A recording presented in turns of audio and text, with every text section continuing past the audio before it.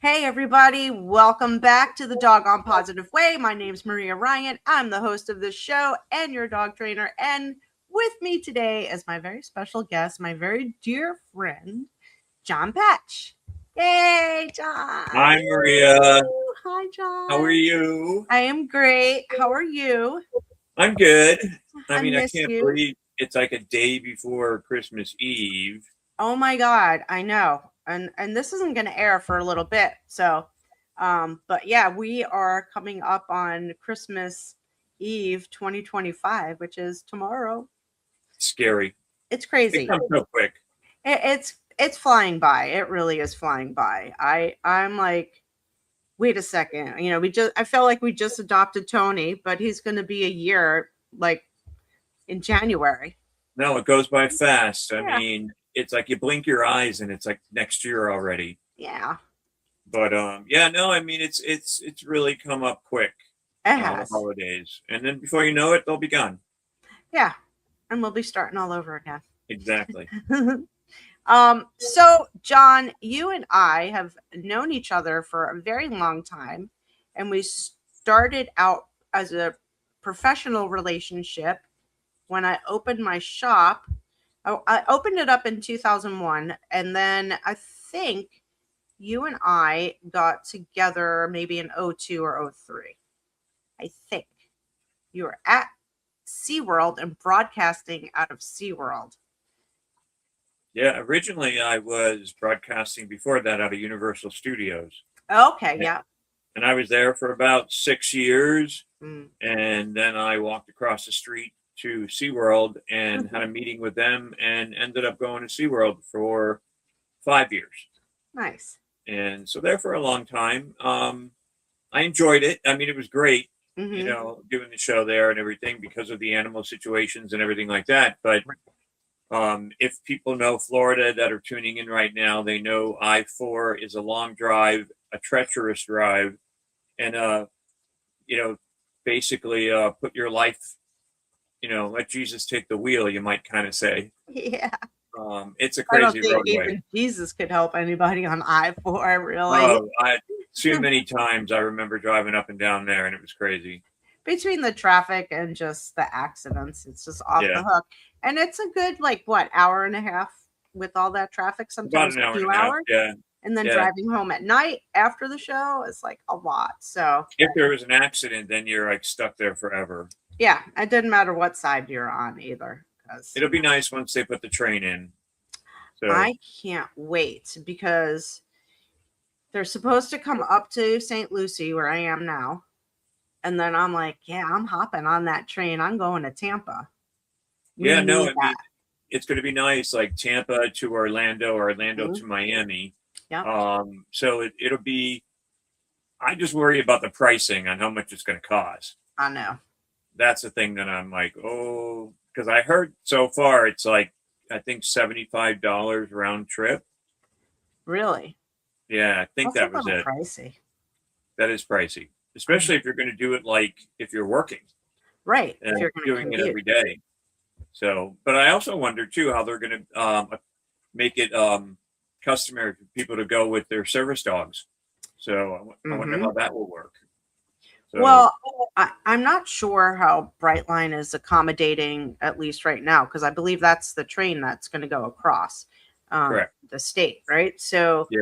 they must have some accommodations for, at minimum, they have to, because of the ADA laws, have some kind of accommodation. But it's going to be interesting. And also with, emotional support animals, people that are going to want to bring on an emotional support animal. And what's that going to look like? I mean, we really don't know in, in full. Right now, they're having the biggest problem is, can you stop driving on the tracks?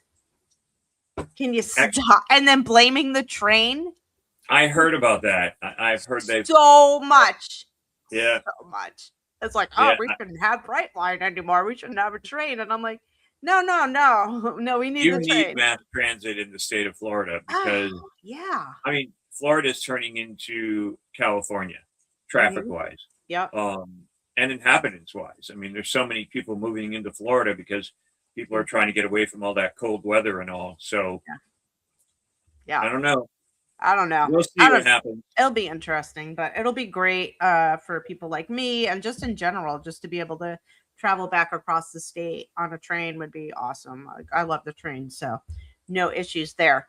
But John, so we kind of derailed, which is what I do because I take people on side shows with me, a little ADHD happening all the time. You So and me both. yeah. So we met, and I have to say I was so nervous the first time I went up there, but you, of course, made me feel so comfortable. And then we just kind of had a little like more simpatico. And then I know you moved back down to Tampa area, so that was great. I love that because it was nice and close to me from Pinellas. Yep. But my biggest question for you, aside from, well, we're talking about your radio show, right? So tell us about your show. Um, as you know, or your audience may not know, I mean, I started in broadcasting like 40 years ago. Hmm. And then I got the opportunity to host a pet show. And there was a guy that was doing it who wasn't doing well. Matter of fact, I was producing that show. And so the network that I was with at the time said to me, well, if you can add more stations to it and increase the volume on it, basically in terms of like advertising and everything else, then we'll give you a shot. And so they put me on 30-day probation. Then after that 30 days, they noticed a little, difference. And then I took it over permanently. And then stations started adding on to it. Advertisers started adding on to it. It became very popular. And that was back in 1990. Mm, So I've been doing the show now for 35 years. nice. Long time to Yeah. do the show. And so basically, I was working with a couple of vets and a couple of trainers in the area. Hmm. And then from that point on, more people like yourself built onto it. And that was one thing that I found is that, and maybe that's kind of how it made it for you as well, is I like to ad lib a show. Oh, I mean, yeah. I do set it up like, as you know, with music and stories, and we do a lot of different things. We get into pets and farm animals and wildlife and the environment, so we cover the whole gamut. Yeah. But probably about 85% is pets. Hmm. But I noticed that the veterinarians that started coming on and the trainers started coming on, that they started to pick up the knowledge of what it's like to be able to talk, Mm, continue yeah. a story, Hmm. leave out the um, those kind of things, and just Hmm. have a good time with it, like you're doing with your podcast. I mean, just have a good time with it. And broadcasting's tough. I mean, I can't say that it's been an easy travel, because during the week I do affiliate relations and programming. I've run networks, I've opened networks, I've closed networks. I've worked in the field a lot, but my biggest joy and my biggest love is talking pets on the weekend. I mean, Yeah. I kind of feel like it's my way of like giving back to like to the community, Yeah. making them laugh, giving them information, answering questions for them, leading them in a direction that they may want to go to, whether it be a training technique or whether it's a medical aspect with their pet. And means a lot. But I'll tell you, and Maria, that in doing the show, growing up a little kid in Scranton, Pennsylvania, and like Saturday night, I remember putting on my, taking a bath and then putting on my PJs and jumping Yeah. on the couch, and mom and dad would let me watch the Carol Burnett show, Oh, and yeah. then Amazing I show. I would see on there certain people like Betty White and all, and I never in my dreams thought that I would ever become friends with these people. And here's a little kid that in a small town, basically, that I mean, I have a nice Rolodex of people that I met, and and people that have been on the show and people that became friends. I mean, Betty and I were friends for 25 years, Hmm. and honestly, one of the nicest women you would ever meet. And considering her background and how famous she was Yeah. or is, I hate to say Mhm. was with her, because you know as well as I It do, lives on. Golden Girls are still out there. Yeah. All of her game shows are still out there. Betty's Hmm. still on the TV, but Yeah, and then from her, and I got to meet Bob Barker, and he invited Yeah. me out, and I went out to one of the tapings, which was a lot of fun, and Yeah. interesting. He played one or two jokes on me with the audience, and What taping? Tell us about the taping. Tell us. Let me find out more about like the taping of a Bob Barker show. What did he do, and what did you do? so it's like they tape it. And what show were you taping? So the It, people know. the Price is Right. Okay. So it's basically the same thing like what we do with the radio show. Yeah. I mean, you have to go out at certain times where there's commercials. Hmm. In podcasts, you don't necessarily have to do that, of I don't course. have that. No. But in radio, national radio, Yeah. we do go out to commercials, Hmm. and it's the same thing with television. Right. So what it was for Bob is Bob would be taping the show, he'd be doing the segments, and then the director would be like, it's a cut, you got to go to a commercial break. So they time all that out, and they Right. time like kind of that dead air. So Bob's standing up there on the stage for 5 minutes, timed out to where the commercials are going to be airing on TV. And in that 5 minutes, he talks with the audience. So he talks about a whole bunch of things. And then, of course, he pulled me out and said, "Oh, my buddy Jon Patch is here," and dot, dot, dot. And, he had brought up a topic of like, has anybody ever seen a UFO? And I kind of went, and then he never let me live it down. Throughout all the taping, he was like, "Are you still drinking, John? Were you drunk when you saw this thing?" It was all kinds of things like that he did. And he was just a fun guy, That's and awesome.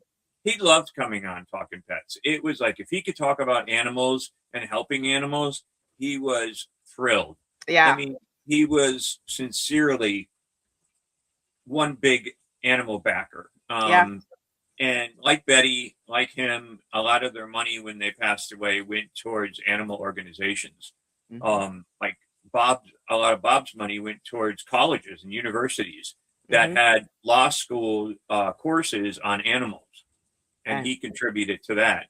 Excellent. So, a lot of people gave back to it. But I used Mhm. to cover an award show out in Los Angeles called the Genesis Awards, Oh yeah. and I got to be friends with Gretchen Weiler. She was the founder of the organization, Hmm. big animal person, obviously. And these awards were given to people like actors and reporters, radio people, like a whole bunch of people, anybody that was doing a good message for animals out there so that people Right. can see that, you know, differences were being made. Um, there was a lot of sad moments and everything like that, Hmm. where they showed slaughterhouses and everything and the way that they Yeah. treated animals, which was horrific.